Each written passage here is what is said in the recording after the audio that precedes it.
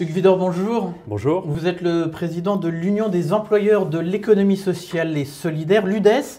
Vous représentez donc les mutuelles, les associations, les fondations, les coopératives, ce qu'on appelle des entreprises privées à but non lucratif. Alors avant d'entrer dans le cœur de cette interview, rappelez-nous d'abord quelle part de l'économie française vous représentez, combien d'entreprises, de quelle taille, combien d'emplois, dans quel secteur d'activité? Alors l'économie sociale et solidaire, c'est plus de 2,3 millions d'emplois. Et cela rassemble plus de 2,3 millions de salariés donc, et 10% de l'emploi. Donc c'est une force considérable dans l'univers économique et également dans l'univers social, puisque nos entreprises, qu'elles soient mutualistes, coopératives, associatives, agissent sur les territoires, en proximité des citoyens, pour répondre à des besoins sociaux ou à des besoins économiques. Je vais prendre la Massif, dans le domaine mutualiste, Biocoop, par exemple aussi.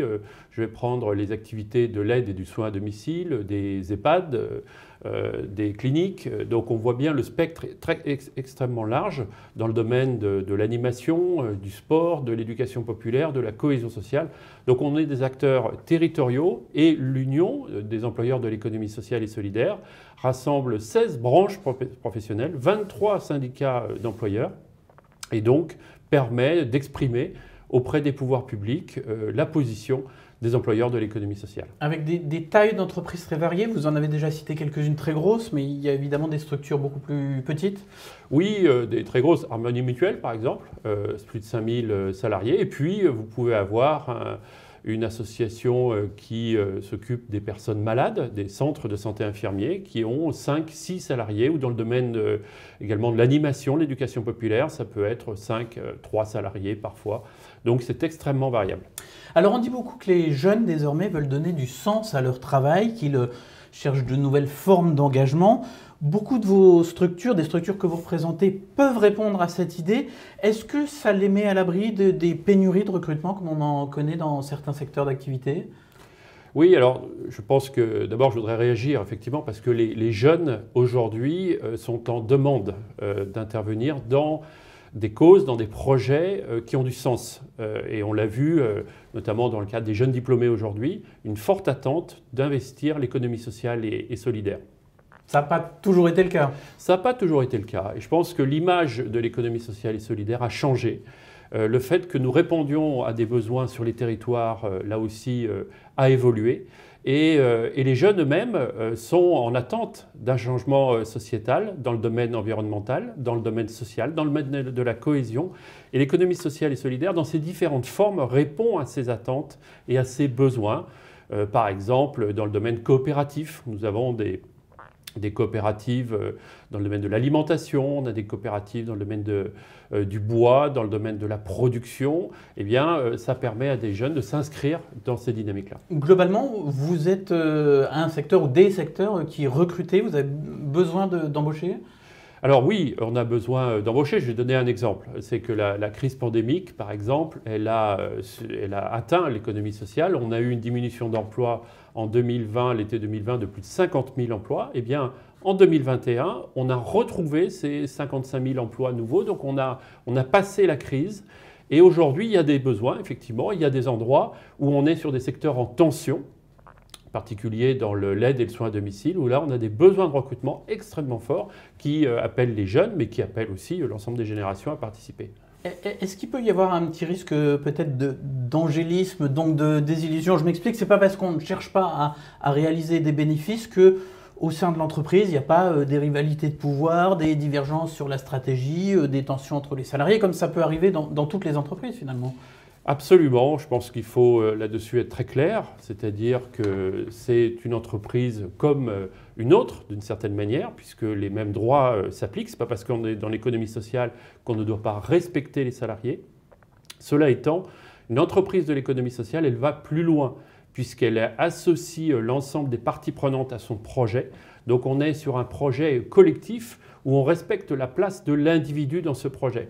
Et de plus, la question du sens est importante puisqu'on est au service d'une cause. Si je prends par exemple dans le domaine des métiers sociaux, eh bien, on voit bien l'intérêt de participer à un projet qui est collectif, tourné par exemple dans les centres sociaux pour les habitants et avec les habitants, ou auprès des personnes fragiles ou des personnes malades. L'UDES que vous présidez affiche sa fibre progressiste, disons. Dans certaines entreprises, les salariés sont aussi détenteurs du capital. Mais vous restez une organisation patronale. Alors, question d'actualité, la grande question économique du moment, c'est l'inflation record, autour de 5%. Est-ce qu'il faut augmenter les salaires? Est-ce que vous avez une position en tant qu'organisation patronale sur cette question? Oui, on est évidemment favorable parce que la question du pouvoir d'achat se pose. On a vu d'ailleurs que dans les mesures qui ont été annoncées hier, dans le cadre du dernier Conseil du ministre de ce mandat, la question d'un chèque alimentaire permettant aux familles modestes de retrouver une marge et un pouvoir de vivre. Et ça nous paraît très utile. On avait d'ailleurs fait un certain nombre de propositions en sortie de crise au gouvernement pour aller sur une politique de la demande et pas simplement de l'offre, une relance par la demande, permettant à un certain nombre de secteurs, je prends le secteur du sport, le secteur également de la cohésion sociale, de bénéficier de soutien, c'est-à-dire c'est des soutiens auprès des entreprises, auprès des familles, pour qu'elles reviennent consommer. Donc on est favorable évidemment à ce que notamment les familles modestes puissent retrouver une marge de manœuvre et un pouvoir d'agir. C'est le cas aussi dans le cadre du carburant, puisqu'on a vu le bouclier qui était proposé, les fameux 15 centimes, mais aussi l'annonce du gouvernement d'aller plus loin pour permettre à ceux qui sont aujourd'hui en grande difficulté et qui font des trajets importants, je prends par exemple les aides à domicile, eh bien, ils ont besoin d'avoir un soutien spécifique. Parce qu'aujourd'hui, par exemple, dans ce domaine-là, on a des salariés qui disent « nous, on ne va pas travailler, ça nous coûte trop cher ». Est-ce que les entreprises de l'économie sociale et solidaire ont les moyens, globalement, d'augmenter directement leurs salariés ou c'est compliqué? Alors, ça, c'est l'autre partie. Hein. J'ai abordé la partie plus citoyenne, mais il y a la partie, effectivement, en responsabilité. Et là, se pose toute une série de difficultés à gérer, sur lesquelles il va falloir qu'on trouve des solutions, et probablement en lien avec les politiques publiques, puisque un certain nombre de nos activités, pas toutes, je prends dans le domaine du CARE ou la protection sociale, où il y a un financement par la politique publique de ces actions. Donc, si on augmente les salaires, il faut aussi que la politique publique les prenne en compte, sans quoi on arrive à une impasse. Emmanuel Macron vient d'être réélu. L'un de ses projets qui ont marqué la campagne, c'est celui de relever l'âge légal de la retraite. Alors, d'une certaine manière, vous pouvez l'aider puisque ça suppose de garder les seniors au travail. C'est un sujet qui vous tient à cœur. Quelles sont les idées que vous avez sur ce thème-là des seniors au travail? Bien, ce que nous disons, c'est que pour l'allongement de l'âge de la retraite, on avait été d'ailleurs une des organisations patronales plutôt favorable à la réforme des retraites, en disant qu'il fallait accompagner cette réforme des retraites de mesures sur la question de la prise en charge de la pénibilité. Parce qu'on a un certain nombre de salariés qui souffrent, qui ont subi des aléas dans leur vie professionnelle, et il faut qu'il y ait des mesures spécifiques. Là aussi, sur les retraites minimum.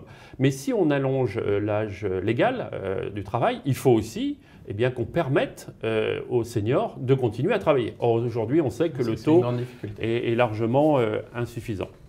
Donc, quelques mesures, notamment le fait d'avoir des cotisations sociales spécifiques qui soient plus faibles pour que les entreprises puissent embaucher des seniors. C'est aussi un grand plan pour accompagner les seniors, notamment ce qu'on appelle des EDEC, hein, c'est des accompagnements dans l'emploi, développement dans l'emploi, et de leur permettre aussi d'abonder leur compte de formation professionnelle, puisqu'une des grandes difficultés pour les seniors, c'est de s'adapter à la révolution numérique. Et on voit souvent que la fracture se fait quand le senior ne s'adapte pas à cette révolution numérique. Il est sous-utilisé ce compte pour les seniors? Il est probablement sous-utilisé et il y a nécessité de l'abonder parce que les formations sont nécessaires sur la question du numérique. Vous réclamez notamment deux grandes lois, l'une sur la dépendance, l'autre sur la jeunesse. Alors voilà un programme pour la future majorité puisqu'on est en période d'élection législative. En France, on croule sous les normes, les lois, les règlements. En quoi est-ce qu'on a besoin d'une loi sur chacun de ces deux sujets? Qu'est-ce que ça changerait? Alors, sur la dépendance, je rappelle que le président de la République avait fait une promesse dans le cadre de son premier mandat, une loi par rapport aux personnes en situation de perte d'autonomie, génération solidaire, et finalement, elle n'a pas abouti. Ce qui a abouti, c'est ce qu'on appelle un projet de loi de finances de la sécurité sociale, avec des mesures, on va dire, plus gestionnaires, plus paramétriques, si on peut dire, que des mesures qui sont sociétales. Donc qu'est-ce qui manque du coup? Eh bien, il faut d'abord qu'il y ait un vrai débat avec les citoyens. C'est-à-dire qu'aujourd'hui, le problème se pose de l'adaptation de notre modèle aux générations futures qui vont venir à la retraite et qui vont probablement, pour un certain nombre d'entre elles, pas toutes, mais être en situation de perte d'autonomie et de ce qu'on appelle, mais ce n'est pas un mot qui est formidable, mais la dépendance. Et donc, de ce fait, il faut les accompagner, il faut revoir l'offre sur les territoires et il faut aussi que notre système et notre modèle de financement soient adoptés. On sait que les besoins sont là, on l'a chiffré, c'est d'ailleurs Dominique Libaud, président du Haut Conseil à l'assurance maladie, qui l'a chiffré, 10 milliards de plus à l'horizon 2030. Or, on sait que les besoins, ce qu'on appelle le mur démographique, arrivera à ce moment-là. Donc, il faut nous préparer. Et on a besoin d'un débat sociétal pour que la prise en compte soit faite par l'ensemble des Français. Et sur la jeunesse, qu'est-ce que vous voudriez voir inscrit dans une loi? Alors, ce qu'on veut voir inscrit dans une loi pour la jeunesse, c'est d'abord, d'une façon un peu globale et sociétale, arriver à leur faire comprendre qu'il y a une vraie promesse de la société pour les accueillir, à la fois dans l'emploi. Aujourd'hui, les jeunes, qui ont d'ailleurs vécu de façon très dure la pandémie, avec des phénomènes d'isolement, notamment pour les jeunes diplômés et les jeunes qui étaient en formation, ont besoin de se retrouver dans une promesse globale. Or, aujourd'hui, elle n'est pas forcément là.